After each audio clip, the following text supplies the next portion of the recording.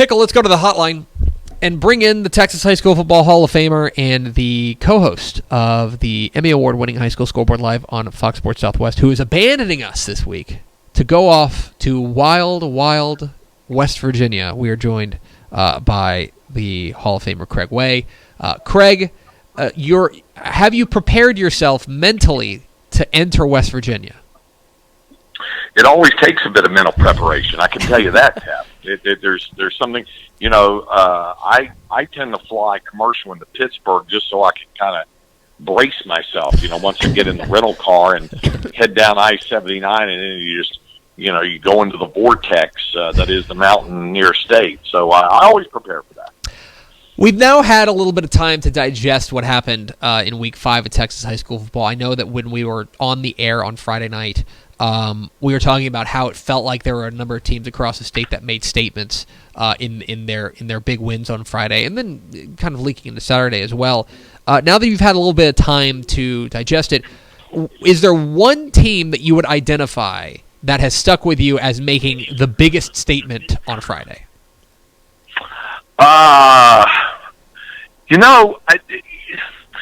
I guess there's a couple. Well, I'll tell you one of them that did. Brandeis did, I think. Yeah. And I was impressed by what they did, and I think we were looking at that matchup with Brenham and said, hey, that's going to be close. And the fact that I think they made a real statement with what they did. I was impressed by them. Some of the ones, we expect to see that some of the guys do what we expect them to do.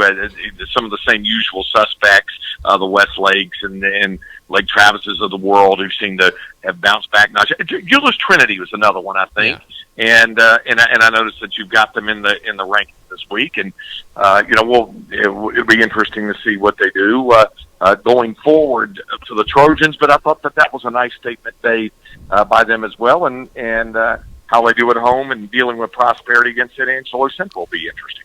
Speaking of kind of under the radar, I think one that maybe people have not talked about, maybe it's because it's just in a far-flung part of the state, but I think Stratford's win over Hamlin, and specifically the way that they did it. 2A Division II was already wild and woolly, and now it just, I don't know. I think you just, for a classification that last year was so chalky and so easy to understand, now it seems like every single week we get a new wrench thrown into 2A Division II, and I think Stratford's big win over Hamlin is just the latest one of those. Yeah, we're having a lot of fun with that, aren't we? About what's going down, and I know you and Steph and the rest of the crew are having a lot of fun trying to figure out exactly where you are with your rankings each week with 2A DJ. Listen, I thought about this long and hard, that you've got to be pretty pleased with the mere fact that you, in all probability, now I could be wrong about this, but I would say it's a pretty safe bet that the number one team in 2A Division II that you have, you won't have to yank him out of the top spot, if only because Falls City has an open date on their schedule. Yes. And otherwise it's been like you said, carnage, chaos, all that other kind of stuff. So yeah, I'm with you in seeing, and let me also say that in the midst of all of those things, and for Stratford to be as impressive as they were, to win by 33 points,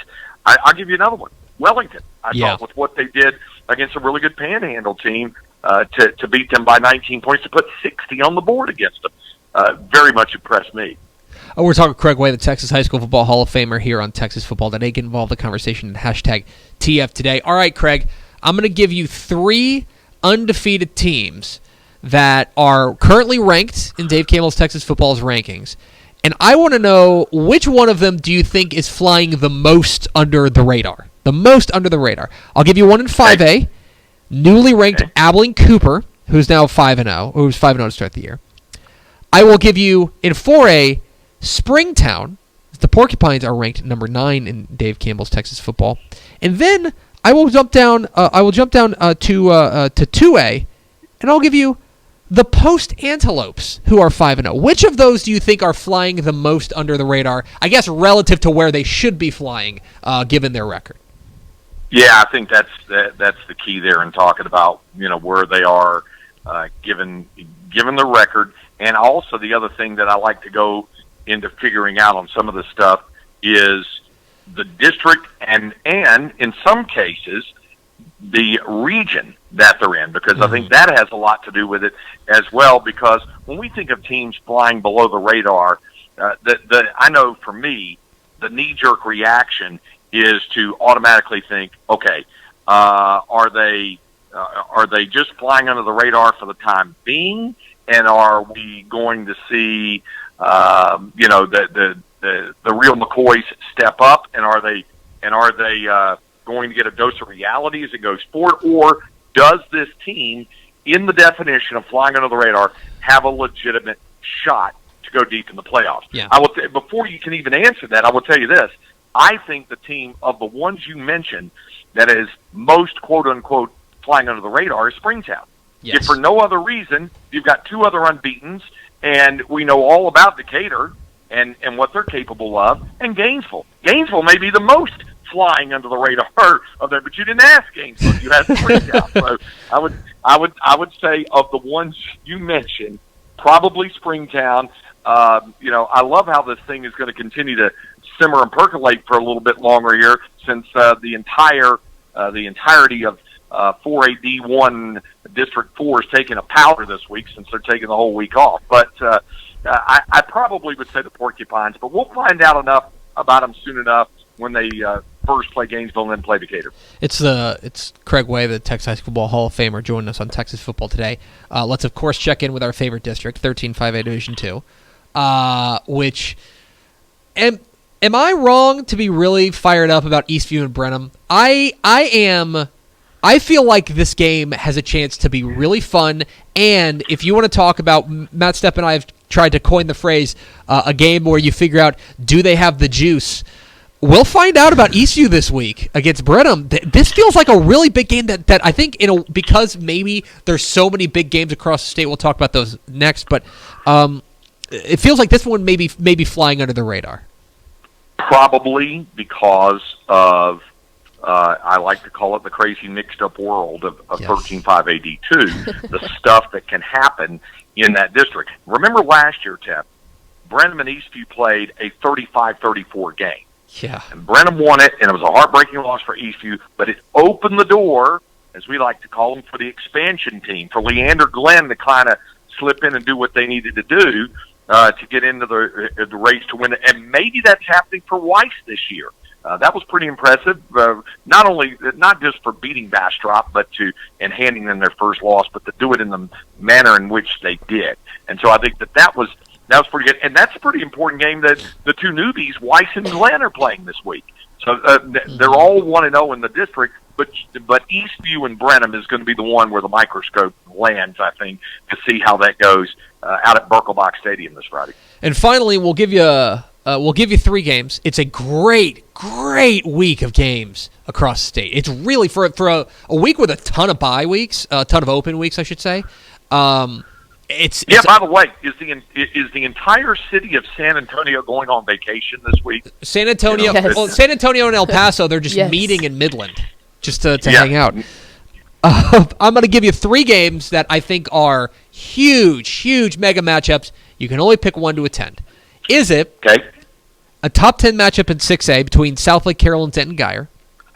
Is it a 4A slugfest with Carthage and Pleasant Grove?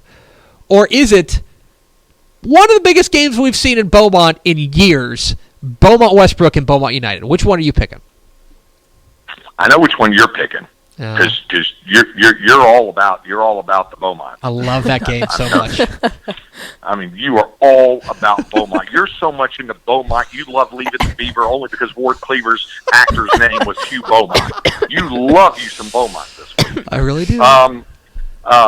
Probably I'm going to give a slight edge to Carthage Pleasant Grove, if only because of pedigree and they're just a couple of high-octane slobber-knocking teams, and are just both incredibly well coached. Which is to say, nothing disparaging either about the matchup in Beaumont, or for that matter, Carolyn Geyer, Jeez. which is going to be That's really where I'll be entertaining. at. There you go. See, Big time. in given your choice of MacArthur and Coppell and Geyer and Yes. Carroll, I know it's a tough call for you, Pickle, but Very, very different.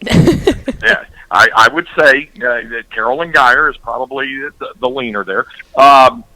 That's a great comparison, Jeff, of all three of those.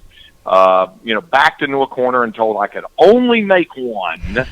I would try to make more than one, but only make one. It would probably be Carthage and Pleasant Grove. He is Craig Way, the Texas High School Football Hall of Famer. You can, of course, hear his fantastic call of West Virginia and Texas going down on Saturday from beautiful Morgantown, Texas, where the sun is always shining.